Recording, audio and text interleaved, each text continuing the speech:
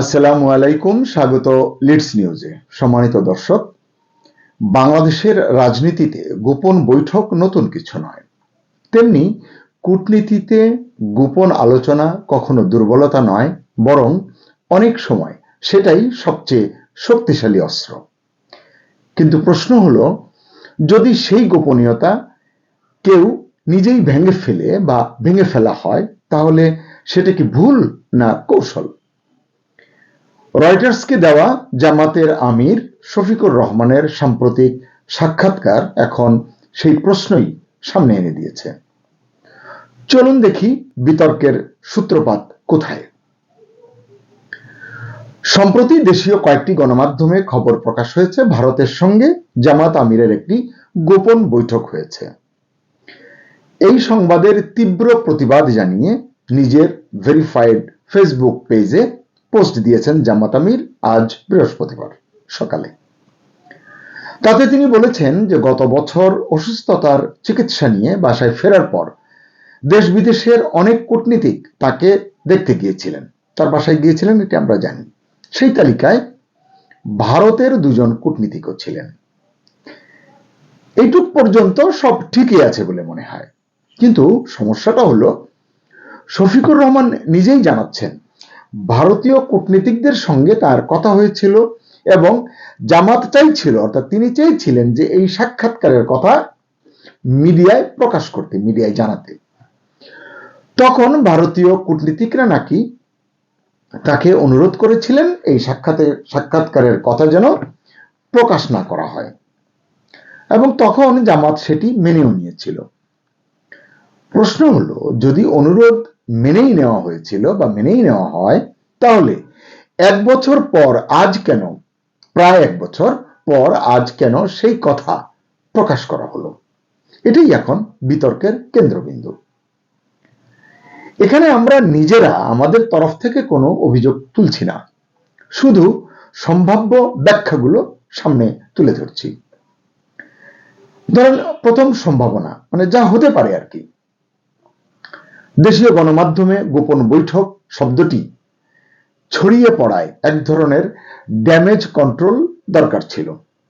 যদি ওটি সত্যি হয়, তাহলে ড্যামেজ কন্ট্রোলের জন্য তিনি এই পোস্ট দিয়েছেন, হতে পারে।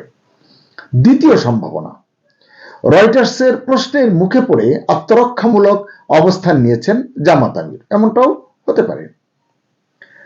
আর তৃতীয় সম্ভাবনা হতে পারে ভারত বিরোধী ইমেজ ভাঙার একটা রাজনৈতিক চেষ্টা, যেটা বাংলাদেশে অনেক দলই করে থাকে। কিন্তু প্রশ্ন থেকেই যায়, এই ব্যাখ্যা দিতে গিয়ে কূটনৈতিক গোপনীয়তার সীমা লঙ্ঘিত হলো কিনা, তিনি করলেন কিনা। দেখা যাক কূটনীতিতে গোপনীয়তা কেন গুরুত্বপূর্ণ। কূটনীতি মানেই সব কথা মাইকে বলা নয়, বিশেষ করে যখন বিষয়টি ভারতের মতো বাংলাদেশের সবচেয়ে সংবেদনশীল প্রতিবেশী রাষ্ট্রের সঙ্গে জড়িত।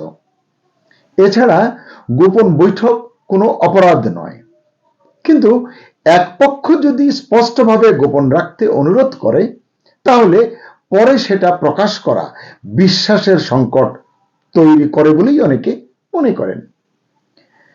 আজ ভারত, কাল অন্য কোনো দেশ, অন্য কোনো রাষ্ট্র। আগামীতে কূটনীতির বিষয়ে রাজনীতিকরা কি একইভাবে খোলামেলা হবেন? মানে অন্য কোনো রাষ্ট্রের সঙ্গে কথা বলার পরও আমাদের কোনো রাজনীতিক কি এভাবে ফাঁস করে দিবেন, হাটে হাড়ি ভাঙবেন? এই প্রশ্নগুলো আসলে খুব অস্বস্তিকর কিন্তু গুরুত্বপূর্ণ। জামাত আমির বলেছেন অন্যান্য দেশের কূটনীতিকদের সঙ্গে সাক্ষাতের খবর তারা প্রকাশ করেছেন, দেখেছি আমরা। কিন্তু বাস্তবতা হলো, বাংলাদেশের জন্য ভারত আর 5টা দেশের মতো নয়। ইতিহাস, ভূরাজনীতি, অর্থনীতি, সব দিক থেকেই ভারত আলাদা গুরুত্ব বহন করে। সেই জায়গায় একই কৌশল প্রয়োগ করা কি বিচক্ষণ কূটনীতির পরিচয়? অথচ রেফারেন্স ঘেটে দেখলাম 2024-এর 23 নভেম্বর জামাত আমির শফিকুর রহমান কলকাতার আনন্দবাজার পত্রিকার সঙ্গে সাক্ষাৎকারে স্পষ্ট বলেছিলেন জামাত কখনো ভারত বিরোধী ছিল না। এমন ধারণাকে তিনি ভিত্তিহীন বলে উড়িয়ে দিয়েছিলেন।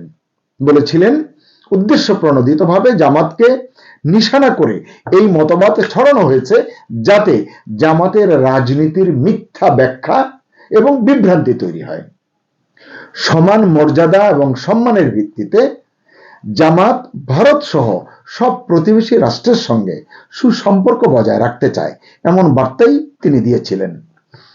এরকম একটা ফটোকার্ডে দেখলাম জামাত আমির বলেছেন, আমরা আমাদের প্রতিবেশীকে ব্র্যাকেটে ভারত সম্মান করতে চাই। ওই সাক্ষাৎকারে কোনো রাজনৈতিক দলকে খারিজ করা বা সরিয়ে দেওয়ার কোনো ইচ্ছা নেই বলেও জানিয়েছিলেন। কিন্তু এটা তো এখন সবার কাছেই পরিষ্কার কাদের পরামর্শে এবং দাবির মুখে ইউনূস সরকার আওয়ামী লীগকে নিষিদ্ধ করেছে।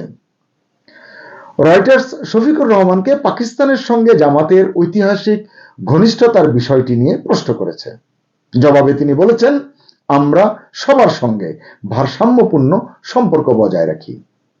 কিন্তু গত 18 মাসে বাংলাদেশ যা দেখেছে তা হলো পাকিস্তানের সঙ্গে অস্বাভাবিক উষ্ণতা, রাষ্ট্রীয় পর্যায়ে, দলীয় পর্যায়ে তো বটেই, ঢাকায় কায়েদে আজম জিন্নাকে ঘিরে অতি বাড়াবাড়ি, অতি আধিক্যতা, পাকিস্তানি সংস্কৃতির অতিরিক্ত প্রাধান্য, পক্ষান্তরে ভারতের সঙ্গে ধারাবাহিক অস্বস্তি, অসৌজন্য।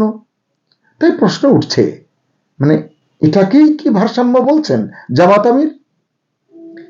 এখানেই অনেক বিশ্লেষক বলছেন রয়টার্সের প্রশ্নের আসল টোনটাই হয়তো তিনি ধরতে পারেননি।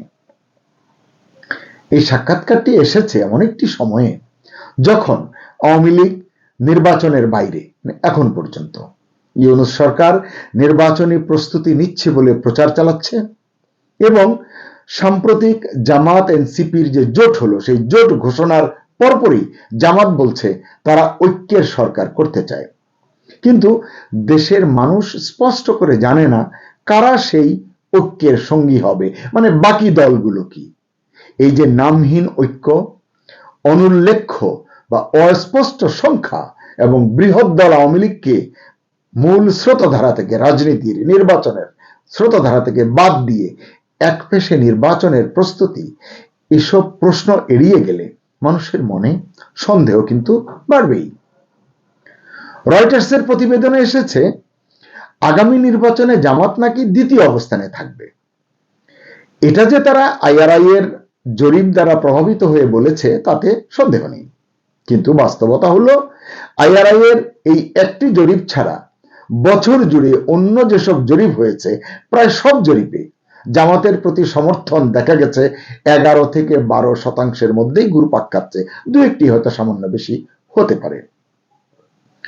জামাত সর্বশেষ 2001 থেকে 2006 মেয়াদে বিএনপির জোট সঙ্গী হিসেবে ক্ষমতার অংশীদার ছিল। ওই নির্বাচনে জামাতের প্রাপ্ত ভোট কত ছিল? এর আগের নির্বাচনগুলোতে তাদের অবস্থান কি ছিল, ভোটের অবস্থান, এসব বিবেচনায় নিলে সব চিত্র পরিষ্কার হয়ে যাবে। অথচ এখন বলা হচ্ছে দীর্ঘ 17 বছর পর নির্বাচনে এসে জামাত 26% সমর্থন পাচ্ছে বা আরো বেশি পেতে যাচ্ছে। এই যে হাইপ তোলা হচ্ছে এটা কার স্বার্থে, এই প্রশ্নও কিন্তু একই সঙ্গে উচ্চারিত হচ্ছে। রয়টার্স জামাত আমিরের কাছে জানতে চেয়েছিল জামাত বেশি আসন পেলে শফিকুর রহমান প্রধানমন্ত্রী হবেন কিনা বা কে হবেন প্রধানমন্ত্রী। জবাবে আমির বলেছেন এই সিদ্ধান্ত নেবে দল, কিন্তু ভোটারদের তো আসলে আগেভাগে জানার অধিকার আছে, মানে থাকা উচিত তারা কাকে প্রধানমন্ত্রী হিসেবে দেখতে পারেন বা দেখতে যাচ্ছেন, দেখতে চলেছেন।